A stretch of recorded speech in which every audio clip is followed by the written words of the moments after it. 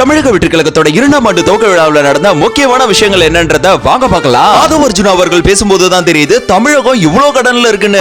5 லட்சம் கோடி விட்டு சென்றது. 15 வருஷமா 5 லட்சம் கோடி தமிழக அரசு வாங்கியது. இன்றைக்கு வந்த 4 வருஷத்துல 4 லட்சம் கோடி. இன்றைக்கு 9 லட்சம் கோடியா கடன் செஞ்சிட்டு இருக்கிறது. லாயலா மணி அவர்கள் பேசிய போது இளைய தளபதி விஜய் நற்பணி மன்றம் மக்கள் இயக்கமா மாறிச்சு. மக்கள் இயக்கம் இன்னைக்கு தமிழக வெற்றி கழகத்தோட செயலகமா மாறி இருக்கு. ரசிகர்களும் இன்னைக்கு தலைவர்களாக மாறி இருக்காங்க அப்படின்றத ரொம்ப டீப்பா மென்ஷன் பண்ணியிருந்தாப்ல. வெற்றி கழகம் என்கின்ற வரலாற்று சிறப்பு மிக்க கட்சியை உருவாக்கி நாம் எல்லோரையும் தலைவர்களாக உருவாக்கி இருக்கிறார். அடுத்ததாக பேசிய பிரசாந்த் கிஷோர் அவர்கள் டிவிகே வெல்வது உறுதி, தளபதி விஜய் அவர்கள் முதலமைச்சரான பிறகு நான் உங்களிடம் தமிழில் பேசுகிறேன் அப்படின்னு ஒரு கூஸ் பம்ப்ஸோட சொல்லிட்டு போயிட்டாரு. கடைசியாக நம்ம விஜய் அவர்கள் பாசிசமான அண்ணாமலையையும் பாயசமான ஸ்டாலின் அவர்களையும் வச்சு கலாய்ச்சதோட நம்ம பாசிசமும் நம்ம பாயாசம் இட்ஸ் வெரி ராங் ப்ரோனே இந்த ஒத்த டயலாக்லயே சீமான் அவர்களோட சாப்டரே முடிச்சிட்டாருங்க.